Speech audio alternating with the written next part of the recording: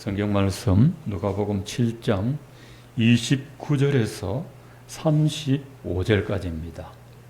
신약 성경 101쪽입니다.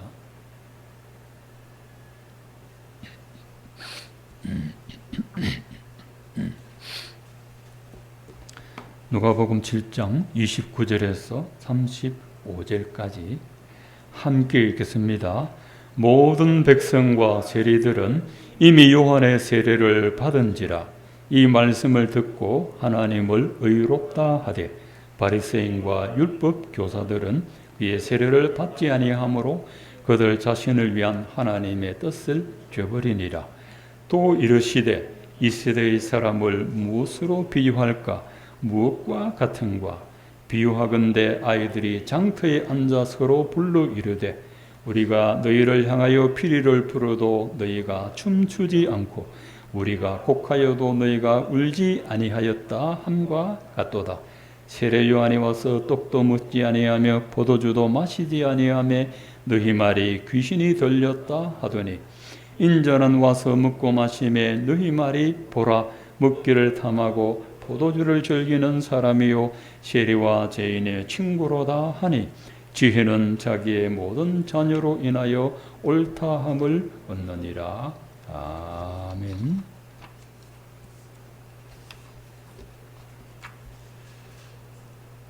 보통 목사님들이 제목 설교나 주제 설교를 많이 하고 저도 그렇게 해왔습니다. 또 어떤 교회는 순서대로 강해 설교를 합니다. 창세기 1장에서 50장까지 또 마태복음 1장에서 28장까지 1년 내내 끝날 때까지 하는데 우리 교회는 올해부터 누가복음 3장부터 지금 7장 후반절까지 몇 개월 동안 설교를 하고 있습니다. 어떤 분은 조금 지겨울 수도 있습니다. 다른데 좀 하면 안 되나 할 수도 있지만 절기를 제외하고는 본문대로 하면 많은 유익이 있습니다. 이 강해 설교가 좋은 것은 제목 설교나 주제 설교는 성경에 한 번도 못 들어본 말씀이 있습니다. 근데 강해 설교는 순서대로 하기 때문에 듣기 싫어도 보게 되는 그런 순서가 있습니다. 오늘 설교가 바로 아마 한 번도 들어보지 못한 설교가 되는 분들도 있을 겁니다. 강해 설교이기 때문에 순서대로 오늘 말씀 보겠습니다. 오늘 말씀 요지는 하나님의 복음이 멸시받고 있다는 겁니다. 세례 요한이 전한 복음도 멸시하고 예수님이 전한 복음도 멸시하고 있습니다.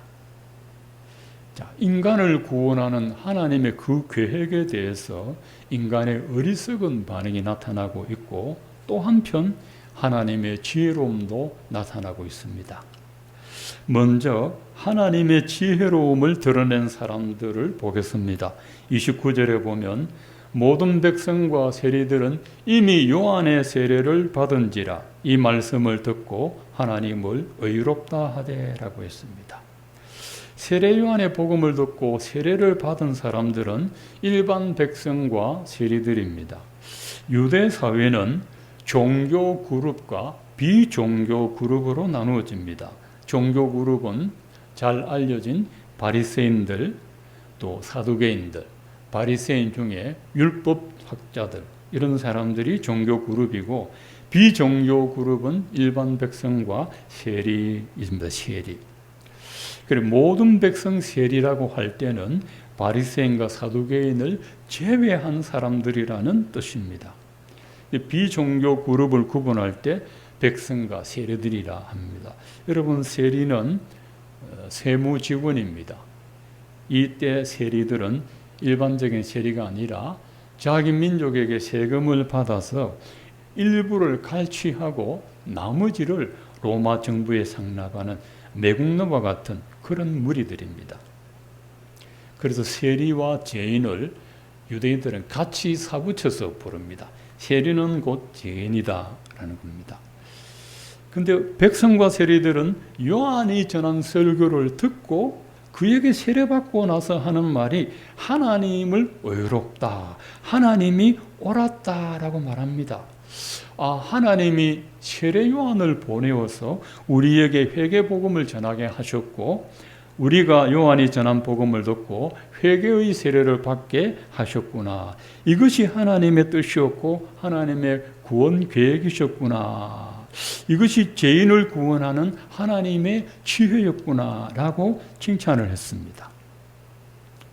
백성과 세리들은 세례 요한을 먼저 보내어서 회개 복음을 전하게 하고 예수님 맞을 준비를 하게 하였다는 것을 믿고 그것이 하나님의 구원 계획이었다는 것도 믿었습니다. 그래서 모든 백성과 세리는 요한이 전한 회개의 복음을 듣고 마음의 회개를 하고 세례도 받았습니다. 두 번째로는 인간의 어리석음을 나타낸 사람이 있습니다. 30절에 보면 바리새인과 율법 교사들은 그의 세례를 받지 아니하므로 그들 자신을 위한 하나님의 뜻을 저버리니라 라고 했습니다. 백성과 세리들은 하나님의 지혜를 드러냈으나 바리새인과 율법 교사들은 자기들의 어리석음을 드러냈습니다. 그들 자신을 위한 하나님의 뜻을 저버리니라. 여기 우리 한글에는 빠져 있지만은 그러나 혹은 오직 바리새인들과 율법 교사들은 하나님의 뜻을 저버렸다. 유일하게 바리새인과 율법사들만 하나님의 뜻을 저버렸다. 요한에게 세례를 받지도 않고 자기를 구원하려는 하나님의 계획을 저버렸다, 물리쳤다, 무시했다, 멸시하였다 하는 겁니다. 바리새인과 율법 교사들은 세례 요한을 거부한 것이 아니고 세례 요한을 보내신 하나님을 멸시한 겁니다. 복음을 멸시하는 사람들이 누구냐 하면 일반 백성, 불신자나 세리들, 죄인으로 취급받는 무리들, 이런 사람들이 아니라는 겁니다. 종교적 배경 안에 있는 사람들입니다. 바리새인이나 율법 학자들이 오히려 하나님의 계획을 멸시하고 있습니다. 쉽게 말하면 교회 밖에 있는 사람들이 아니라 교회 안에 있는 사람들이 복음을 멸시한다는 겁니다. 그래서 예수께서 사람들이 얼마나 복음을 멸시하는지 비유를 하나 드렸습니다. 장터의 비유입니다. 장터에. 아이들이 장터에서 놀이를 하는데 두 가지를 합니다. 결혼식 놀이와 장례식 놀이를 합니다. 먼저 결혼식 놀이를 합니다. 한 아이가 결혼식 놀이라서 피리를 붑니다. 피리를 불면 나머지 아이들이 장단에 맞추어 춤을 추어야 됩니다. 그럼 잔치집에서는 춤을 추고 노는 것인데, 근데 이날은 아이들이 피리를 불어도 춤을 추지 않습니다. 그래서 이번에 그러면 장례식 놀이 할까? 그래 하자. 장례식 놀이는 반대로 합니다. 한 아이가 곡소리를 냅니다. 그러면 나머지 아이들이 슬프게 곡을 합니다. 제가 설교 준비하면서 우리나라 전국에 그 장례식 곡소리를 한번 들어봤어요. 경상도 지방에 들어보니까 그거 참 서글프더라고. 하다가 이제 가면 언제 오나 어이야 어이야 하는데 그 소리꾼들 소리가 참 구슬프잖아요. 어이야 어이야 이 따라해야 되거든요. 근데 아이들이 가만히 섭니다. 그래서 놀이를 하던 아이들이 막 서로 싸움판이 벌어진 거예요. 이 장례식 놀이는 세례 요한이 전한 복음에 비유했습니다. 그 31절에 보면 해석이 나와 있습니다. 예수님이 비유를 하시고 나서 세례 요한이 사람들이 즐겨 먹는 떡도 안 먹고 포도주도 안 마셨습니다. 그랬으면 저 사람 되게 경건하네 이래야 되는데 저 사람 왜 저래? 떡도 안 먹고 포도주도 안 마시고 도대체 뭘 먹고 살아? 귀신 들린 것 아냐? 이렇게 호도를 하는 것입니다. 그 세례 요한이 전한 복음을 멸시하더라는 겁니다. 결혼식 놀이는 예수님의 복음에 비유했습니다. 예수님은 세례 요한과 반대로 하셨습니다. 세리들과 죄인들과 한자리에 앉아서 세례요한이 안 먹는 떡도 잡숫고 세례요한 안 마시는 포도주도 마셨습니다. 이 포도주는 그 당시 음료였습니다. 우리나라 소주라고 오해하면 안 됩니다. 그러니까 이번에는 예수님 보고 비판합니다. 봐라, 먹기를 탐하고 포도주를 즐기는 사람이요 세리와 죄인의 친구 아이가? 그러는 거예요. 세례요한 보고는 귀신 들렸다. 예수님 보고는 식탐하네. 세례요한을 장례식 놀이에 비유한 이유는 회개의 복음을 전했기 때문입니다. 여러분, 회개는 눈물 흘리고 초상집 분위기 나지 않습니까? 예수님을 결혼식 놀이에 비유한 것은 예수님이 전한 복음은 제사함과 용서와 은혜와 구원의 복음을 전했기 때문입니다. 요한복음 2장에 가나안 혼인잔치에 포도주가 떨어졌을 때 예수님이 물로 포도주 만드신 이유도 내가 온 것은 혼인집과 같은 신령한 기쁨을 주기 위해서 왔다는 것이 그 혼인잔치의 주 메시지입니다.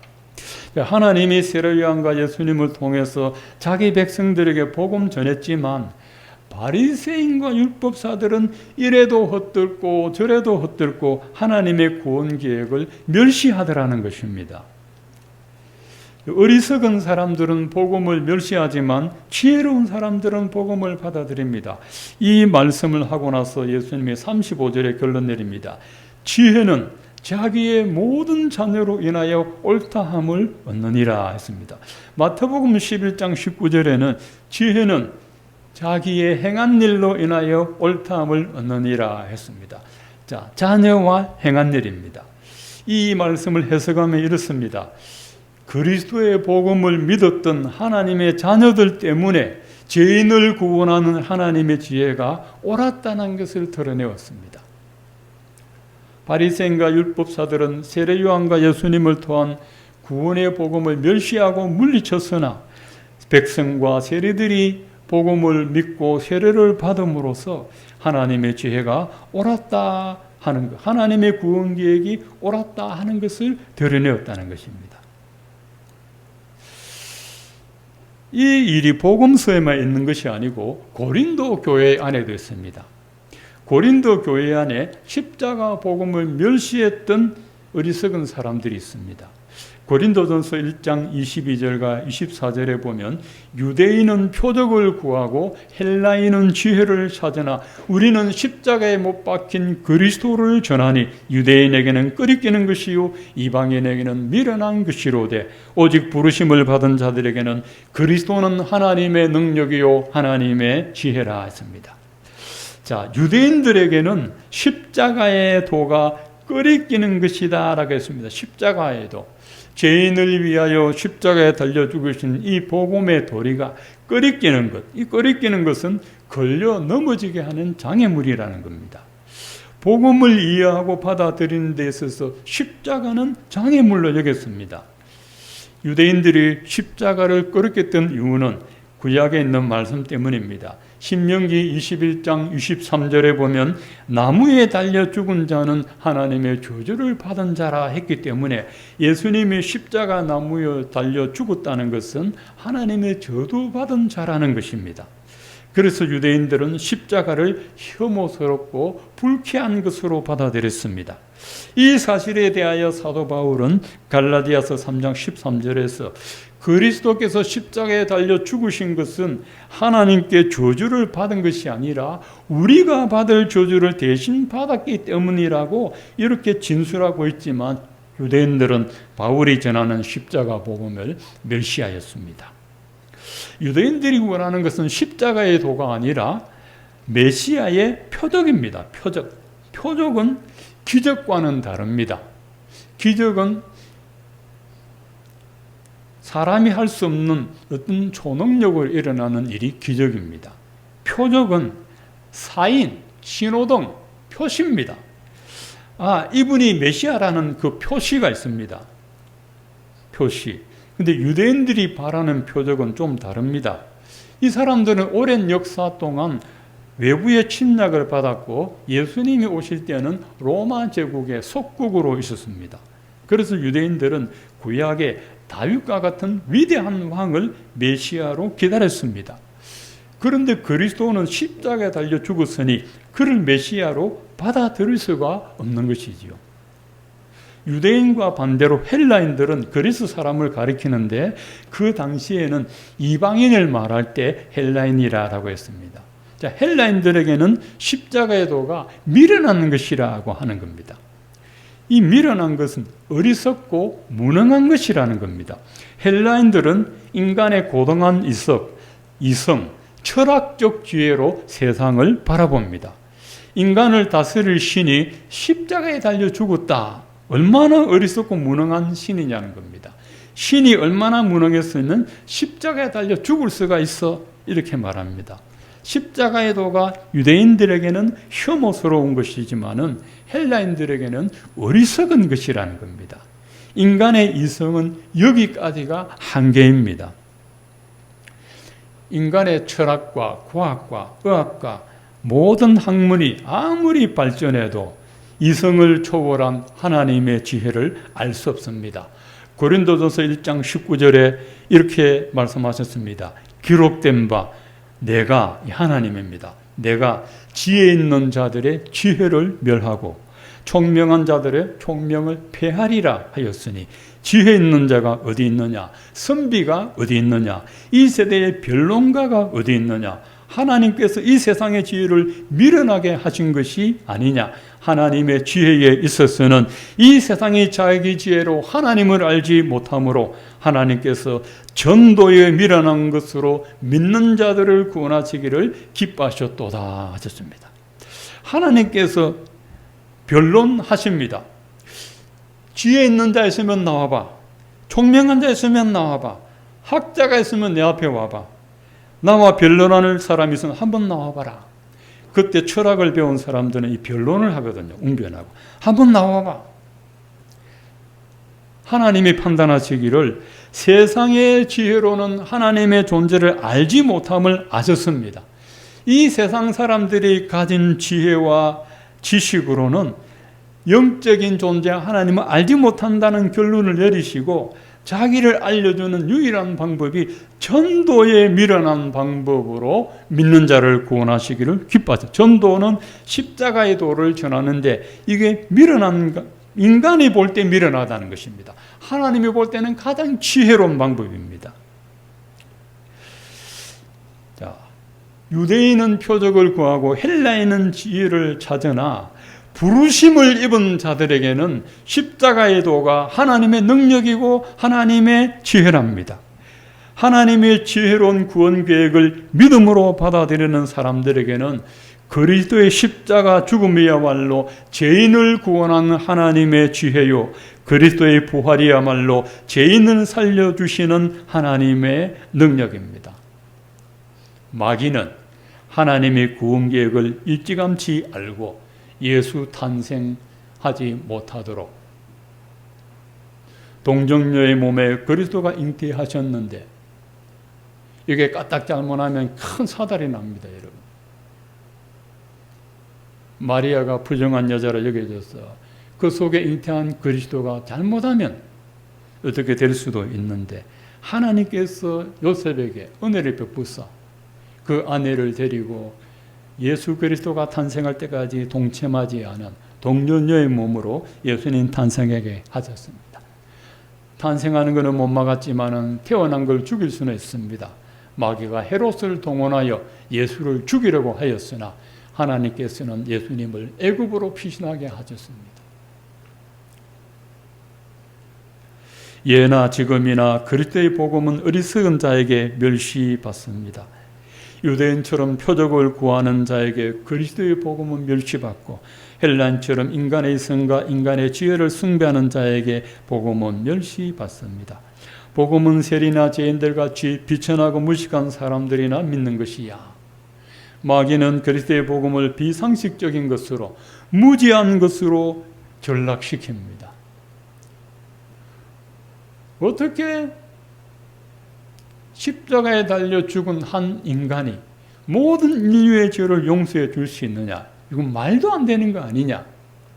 우리나라에 좀 배웠다는 사람, 좀 학자라는 사람, 좀 껴있다는 사람이 하는 말이 복음을 이런 식으로 난도질하고 있습니다. 그러나 여러분, 천년이 지나고 만년이 지나도 죄인을 구원하시는 하나님의 방법은 하나님만이 구원해낼 수 있는데, 그것이 뭡니까? 원죄로 말미암아 타락한 인간을 구원할 유일한 방법은 죄 없는 하나님의 아들 그리스도가 인간의 죄를 속죄하려고 십자가에 달려 죽는 길밖에는 없습니다. 2000년이 지나고 2만 년이 지나도 하나님의 구원 방법은 변하지 않습니다. 이것만이 타락한 죄인을 구원할 수 있는 유일한 길이라는 것을 하나님이 아시고, 이 방법으로 우리를 구원하시려고 세례 요한을 일찍이 보내시고 그 뒤에 예수님을 보내셨습니다.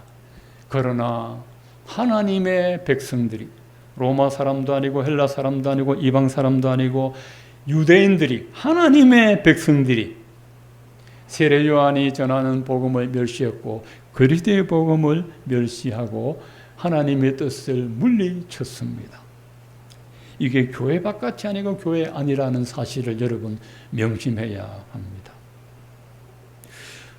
우리를 구원할 수 있는 유일한 방법은 십자가의 도이지만, 우리가 구원받을 수 있는 유일한 길은 십자가의 복음을 믿는 길밖에 없습니다. 이걸 받아들이는 외에는 구원받을 길이 없습니다. 이 방법 외에는 없습니다. 이거는 인간의 머리에서 나온 것이 아니라 창조주 전능하신 전지전능한 하나님께서 고안해내신 유일한 구원의 방법입니다. 하나님이 어떤 말로도 이 죄인들을 구원할 수 없음을 하시고 자기 아들을 세상에 보내어 네가 죽어야 된다, 네가 죽어야 죄인을 살릴 수 있다 하셨습니다. 예수님이 죽음으로 교회가 탄생했고, 예수님이 죽음으로 약속한 성령이 오셨고, 예수님이 죽음으로 부활의 능력이 나타났고, 예수님이 죽음으로 우리가 살아난 줄로 믿습니다. 이게 하나님의 지혜로운 구원 방법입니다. 여러분이 어떻게 하면 원죄로 타락한 저주받을 죄인을 구원할 방법이 있겠습니까? 한번 짜내어 보십시오. 전 세계에 80억의 인구가 한 자리에 모였어. 아니, 거기서 상위 1%에 속하는 소수 몇 명의 학자들이 모여서 죄인을 구원할 방법을 연구해도 답은 나오지 않습니다. 왜 그런 줄 아십니까? 죄인은 죄인을 구원할 수 없습니다. 의인만이 죄인을 구원할 수 없습니다. 죄 없는 분이 죄인을 위하여 죽을 수 있지, 죄인은 지 죄값도 해결 못했는데 누구의 죄를 대신한단 말입니까? 모든 사람은 죄인이기 때문에, 타락했기 때문에, 완전 부패했기 때문에 단 한 사람도 인간을 구원할 지혜를 만들어낼 수 없습니다. 전능하신 하나님만이 이 방법을 만들어내시고, 그게 십자가의 도리라는 거죠. 십자가의 복음. 유대인이 보기에는 꺼리끼지만, 혐오스럽지만, 이방인들이 보기에는 미련하고 무식하지만, 그것만이 하나님이 무식하다는 소리를 들으시면서까지 죄인을 구원하시기를 기뻐하셨도다 하셨습니다. 그래서 우리가 전할 수 있는 유일한 전도는 예수 그리스도께서 우리 죄를 위하여 십자가에 달려 죽으시고 부활하셨습니다. 이거 외에는 복음이 없습니다. 이것만이 복음 중에 복음이고, 이것 때문에 우리가 구원받은 줄로 믿습니다. 오늘 저와 여러분들은 하나님의 은혜로 이 복음을 듣게 됐고 믿게 되었고 하나님의 자녀의 권세 안에 들어갔습니다. 세상 사람들이 하나님의 복음을 멸시해도 우리를 통해서 하나님의 구원 계획이 지혜로웠다는 것을 알고, 우리를 통해서 하나님의 지혜가 영광 받으시도록 우리가 해야 합니다. 예수 그리스도는 우리의 유일한 구주요, 유일한 하나님이시요, 하나님의 아들로 오셔서 우리의 구주가 되셨습니다. 이제 세례 요한은 회개의 복음을 전하겠지만 예수님은 기쁨과 구원의 복음을 전하러 오셨습니다. 그래서 이 복음 안에는 죄에 대한 슬픔도 있으나 의에 대한, 용서에 대한 기쁨이 동시에 있는 것이 복음입니다. 그래서 여러분, 예수님의 복음 안에서 기뻐하시고 즐거워하시고 감사함으로 나아가게 되시기를 축원드립니다.